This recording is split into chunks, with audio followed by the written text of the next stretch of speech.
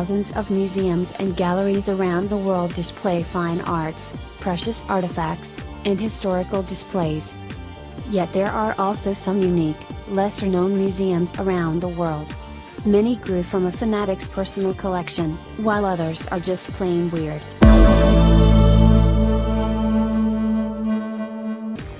Hair Museum, Avanos, Turkey.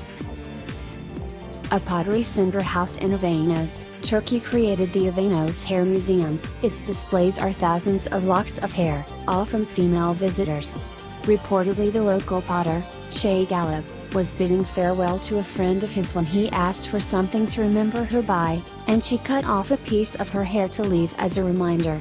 He put it up in his shop, and told the story to the visitors and tourists who passed through. Other women who enjoyed the story left a piece of their hair as well. The museum started in 1979 when a selection was put up for display. It now holds an estimated 16,000 samples by the museum's own count and is included in the Guinness Book of World Records. Twice a year, in June and December, the first customer who comes in Shay Gallup's shop is invited down into the Hair Museum to choose 10 winners off the walls. These 10 receive an all-expenses-paid week-long vacation in Cappadocia, where they participate in his pottery workshops for free. Icelandic Philological Museum. Iceland has a number of museums dedicated to a range of historic and cultural themes. However, the Icelandic Philological Museum in Reykjavik may well be the weirdest museum in the world. It is dedicated entirely to penises. The museum displays over 200 penile specimens from whales, seals, polar bears, and 20 other land mammals. A 170 cm, 67 in, whale penis preserved in glass is the largest specimen on display. There are also human samples on view. In fact, visitors are given the opportunity to sign up to donate specimens after their deaths.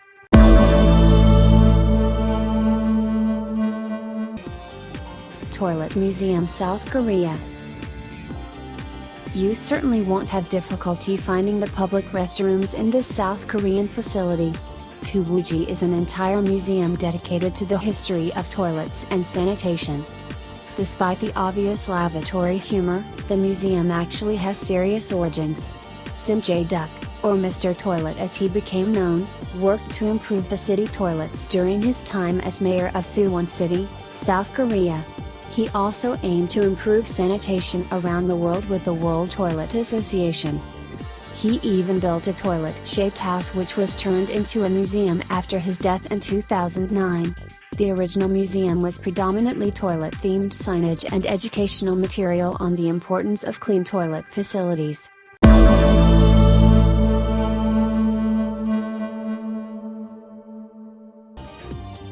Cup Noodles Museum, Osaka. Cup noodles are seen as a rather boring foodstuff that is traditionally eaten by poor students trying to pay their way through college.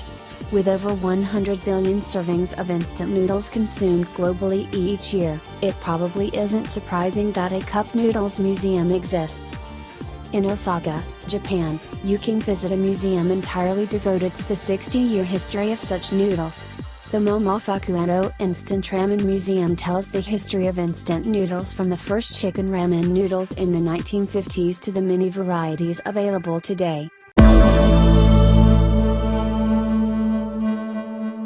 Kansas Barbed Wire Museum. Travel through any rural area in the world, and you are likely to find stretches of barbed wire fencing surrounding properties. You may expect to find samples of this spiky fencing wire in an agricultural museum. Yet in La Crosse, Kansas, you will discover an entire museum dedicated to barbed wire. You'll be amazed to find over 2,400 versions of barbed wire on display there. The museum covers the history of barbed wire from its invention during the 1870s to help protect holdings in America's Midwest to its uses during the war years and in modern fencing applications.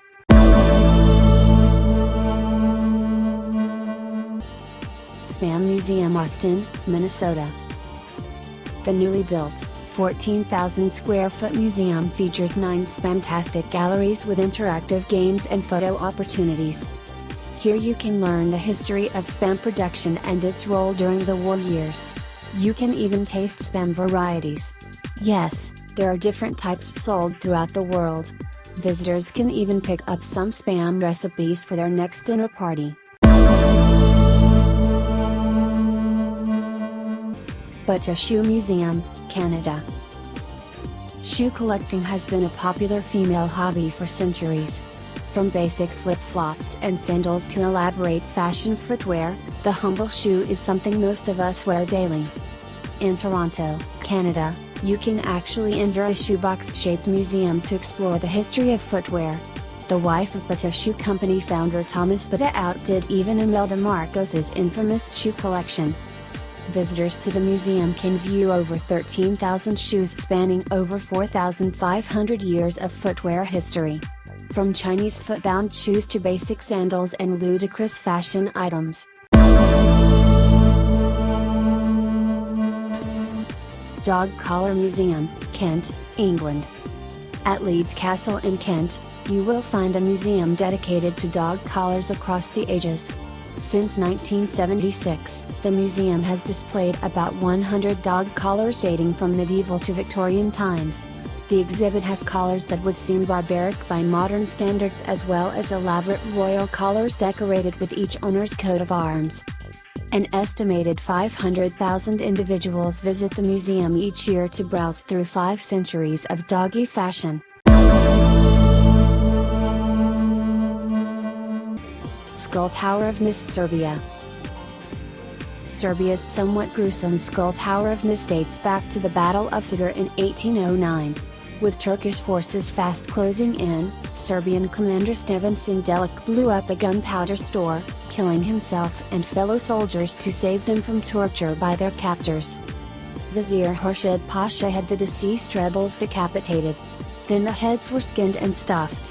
Finally, a 4.6 meter, 15 feet, tower using the skulls of the 952 fallen Serbian soldiers was erected as a clear message to rebels. Over time, some skulls fell from the wall while others were taken by relatives for burial. As of 2013, 58 skulls remained on display, including a glass-encased exhibit said to hold the skull of Sindelik.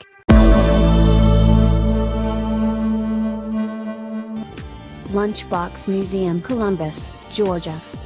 Did you know that there is actually a museum dedicated to lunchboxes? Above a country music station in Columbus, Georgia, you will find a museum displaying thousands of lunchboxes, thermoses, and coolers. Owner Alan Woodall first began collecting lunchboxes in the 1990s. His museum collection is open to the public and displays the history of this humble container from the 1950s to the present. Thanks for watching.